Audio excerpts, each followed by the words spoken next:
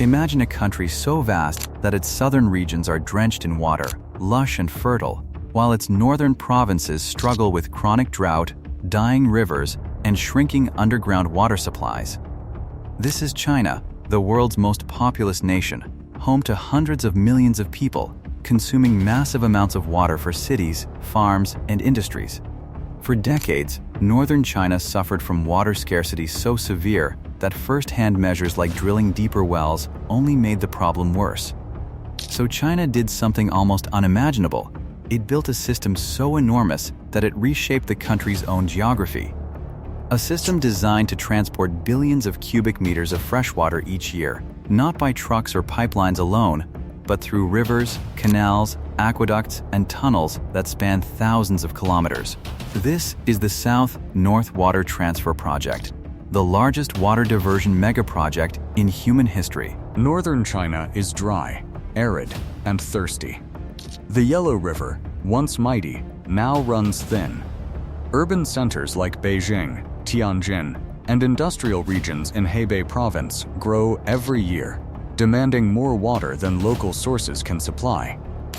Meanwhile, in southern China, the Yangtze River, Asia's longest river, carries an enormous volume of fresh water, enough to meet the needs of millions more. The challenge was clear but colossal.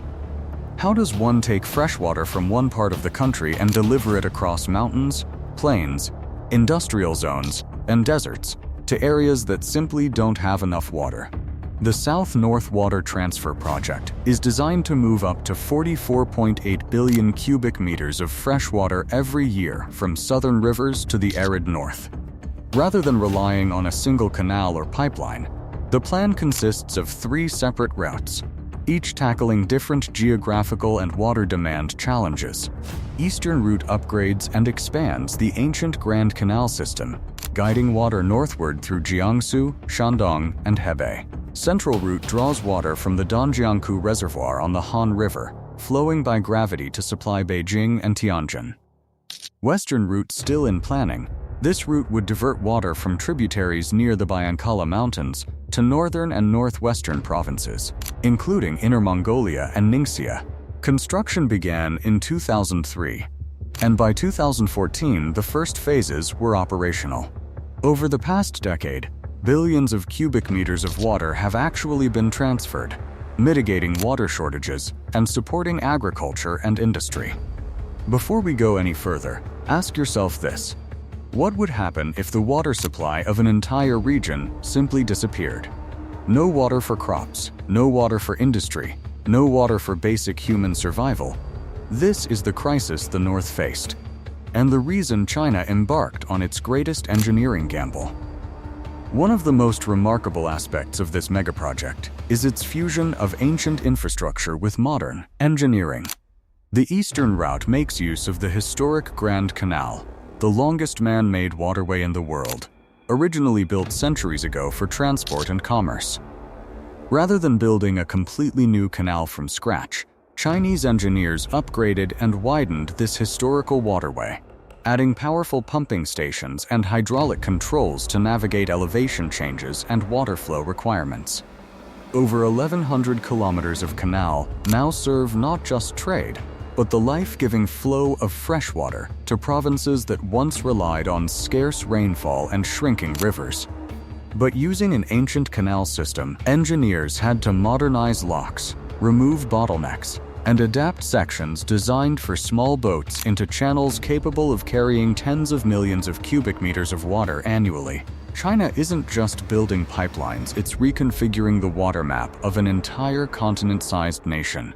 The Central Route may be the most dramatic engineering achievement of the project. Instead of pumping water uphill, engineers raised the height of the Dongjiangku Reservoir Dam to create a higher water level, allowing water to flow by gravity toward the north.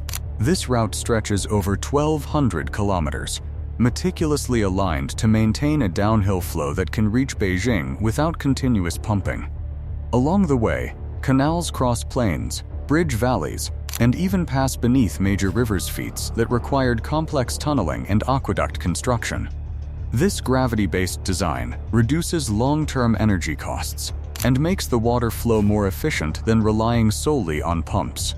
A project of this magnitude has faced staggering costs. Initial estimates in the early 2000s ranged from tens of billions of dollars, but as construction expanded, the total investment surpassed 500 billion yuan, over $70 billion USD. Engineers had to tackle geological hurdles, build pumping stations and aqueducts, excavate new channels, and upgrade dams and reservoirs. Every kilometer of canal required careful surveying, earth-moving, and water management engineering. But the challenges didn't end at construction. Maintaining water quality along such long routes, managing evaporation losses, and dealing with seasonal changes in river flow remain constant concerns. The effects of the water transfer have been profound in northern China. The middle route alone has delivered tens of billions of cubic meters of water since opening, helping to stabilize water supplies for urban centers, farmlands, and industries in Henan and Hebei provinces. Studies show that reliable water access has boosted agricultural production, allowing for expanded irrigation. However, this boon has not been without cost. Entire communities were relocated to make way for reservoirs and canals. Hundreds of thousands of people were resettled during construction. China's South-North Water Transfer Project may not be perfect, but it represents one answer: bold, colossal, and perhaps unavoidable in a world where water scarcity threatens entire regions. China's mega-project has reimagined water engineering on a nationwide scale. It's a story of canals and aqueducts, of gravity flows and giant reservoirs. It's a testament to what human ingenuity can build when faced with necessity. Whether this project becomes a long-term solution or a cautionary tale, it already reshaped the landscape of water infrastructure around the world. And when global water stress rises in the decades ahead, projects like this may no longer be unique.